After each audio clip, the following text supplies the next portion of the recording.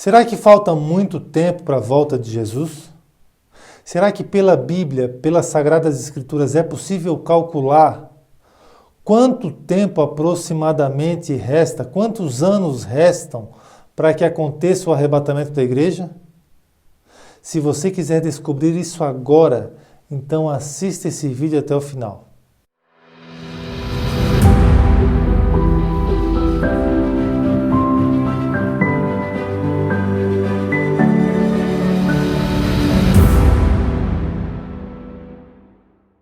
Um recado super importante para você, preste atenção.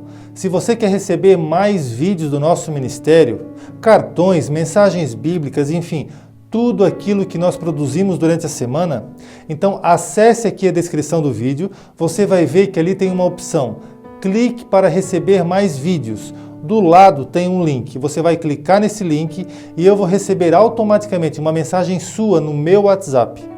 A partir daí, então, eu vou ter condições de mandar para o seu WhatsApp tudo aquilo que nós produzimos durante a semana, que vai edificar tremendamente a sua vida.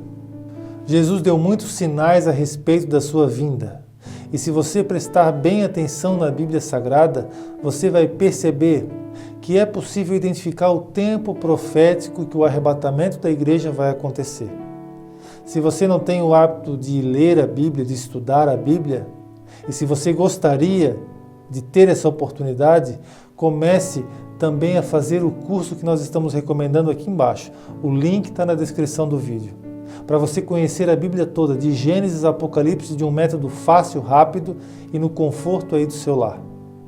A Bíblia nos deixa pistas claras, autênticas e transparentes do momento em que deve se dar a volta de Jesus, o arrebatamento da igreja. Vamos ler então o que está escrito no Evangelho de Mateus, no capítulo 24, no verso 30. Vamos ler o texto. Então aparecerá no céu o sinal do Filho do Homem, e todas as tribos da terra se lamentarão, e verão o Filho do Homem vindo sobre as nuvens do céu com poder e grande glória. Veja que o arrebatamento não é nenhuma fantasia, está escrito: e ele enviará os seus anjos com rijo clamor de trombeta, os quais ajuntarão os seus escolhidos desde os quatro ventos, de uma a outra extremidade dos céus.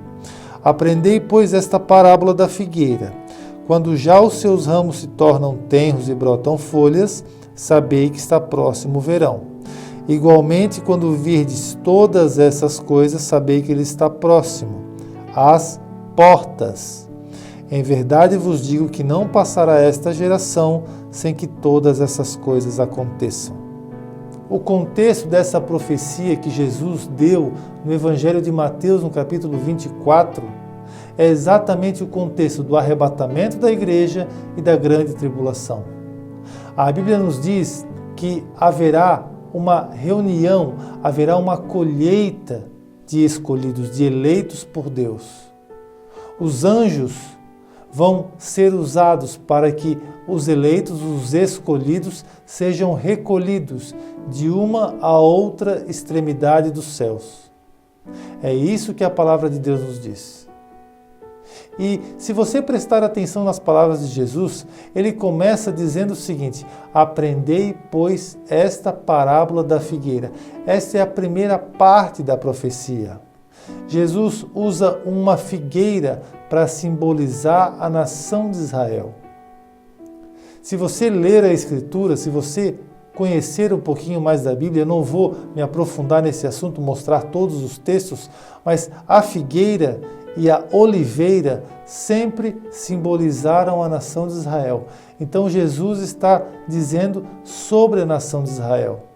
Jesus está usando uma parábola, que é uma figura de linguagem, para dizer, olha, aprendei, pois, a parábola da figueira de Israel. Essa é a primeira parte da profecia.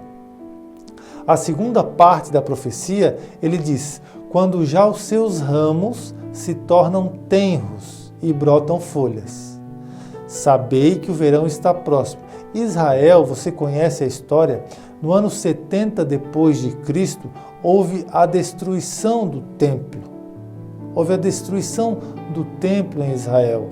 Israel, Jerusalém, foi invadida pelos romanos e por outros povos. Israel foi dispersa entre as nações por mais de 2000 anos, quase 2000 anos. Israel ficou sem pátria, sem terra, os judeus ficaram sem território. Foram judeus para a América do Norte, para a África, para a América do Sul, enfim. Os judeus perderam o seu território. E a profecia nos diz que quando já os seus ramos, ou seja, Israel virou uma terra assolada, uma terra deserta, ramos fala de algo seco, algo sem vida, se tornam tenros e brotam folhas. Ou seja, a palavra de Deus está nos dizendo que Israel floresceria. Quando Israel florescesse, significaria que nós estaríamos próximos da volta de Jesus. Depois de quase 2000 anos dispersa entre as nações, Israel voltou a florescer em 14 de maio de 1948, quando na ONU Israel ganhou novamente o direito de ter um território, o território dado por Deus. Então, os ramos floresceram, brotaram folhas. E o texto vai adiante nos dizendo a terceira parte dessa profecia.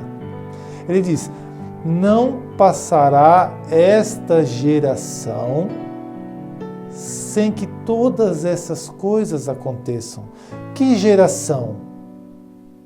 A geração que viu a figueira florescer, a geração que viu Israel renascer como nação.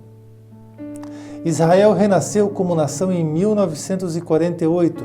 Então, a Bíblia, Jesus está nos dizendo que não passará esta geração, a geração que viu Israel renascer como nação, depois de quase 2000 anos, e com inúmeras promessas do Antigo Testamento que nos últimos dias Israel voltaria a ser nação, sem que todas essas coisas se cumpram, sem que todas essas coisas aconteçam. Que coisas? O arrebatamento e a grande tribulação. Mas o que é uma geração na Bíblia?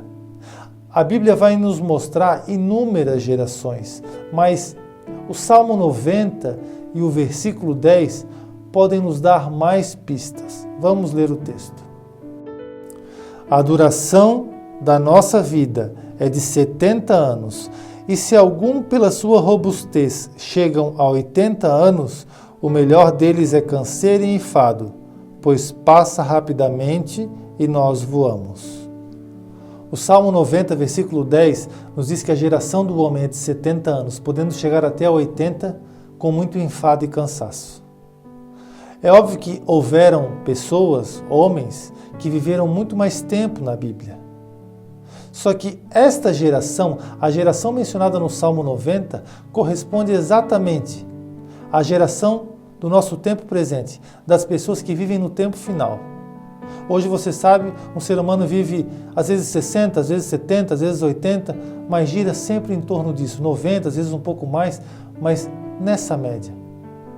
Então, o Salmo 90 traz o tempo de uma geração que corresponde exatamente ao tempo da geração final. E Jesus disse de forma muito contundente que não passaria esta geração. Que geração? A geração que viu a figueira florescer, a geração que viu Israel renascer como nação, que aconteceu em 1948, sem que todas essas coisas aconteçam. Que coisas? Arrebatamento e grande tribulação. Não passará a geração de 1948. Mas quanto é a geração de 1948? 70 a 80 anos. 1948 até o ano de 2018 dá exatamente 70 anos. No ano passado completou-se a geração que viu a figueira florescer. Mas a Bíblia nos diz no Salmo 90, 10 que a geração pode chegar a 80 anos. Quem sabe um pouco mais, um pouco menos. Isso de 1948 nos daria um cálculo de até 2028. Nós estamos quase no ano de 2020. Significa que o arrebatamento tem que acontecer no ano de 2028? Lógico que não. Mas é o tempo, é a linha profética que Jesus deixou no Evangelho de Mateus, no capítulo 24. O arrebatamento poderá acontecer em 2020, ainda em 2019, em 2021, em 2022, 23, 25, mas a linha profética vai até 2028. Portanto, em quase 6.000 anos de história, isso é praticamente nada. Há 5, 8, 7 anos, estamos do fim da geração que tem que ver o arrebatamento da igreja, que tem que ver a segunda volta de Cristo. Ou melhor, a segunda vinda de Cristo. Nós estamos no tempo final, na era final da volta de Cristo. E eu pergunto para você, o que você tem feito para não ser condenado? O que você tem feito para encontrar-se salvo nesse grande dia? Você tem feito a obra de Deus? Você tem ajudado o seu próximo? Você tem cumprido Mateus capítulo 25? Eu tive fome, me deste de comer, tive sede, me deste de beber. Senhor, quando? Quando fizeste a um dos meus pequeninos, a mim o fizeste. Ah, mas eu não tenho condições de fazer. Eu não tenho tempo para fazer. Você ajuda algum ministério cristão? Você ajuda a palavra a chegar mais longe? A um ministério que você reconhece como um ministério autêntico de Cristo? Você se santifica? Você ora? Você se abstém do pecado, você renuncia à maldade, você se afasta da corrupção do mundo, você se santifica, você pratica o amor. É tempo de você refletir, porque chegará um tempo em que não haverá mais tempo, e aí será tarde demais para você. Agora é a hora do despertamento. Agora é a hora da salvação. Porque o Rei dos Reis, o Senhor dos Senhores, o Guarda de Israel, o Todo-Poderoso dos céus e da terra, está voltando.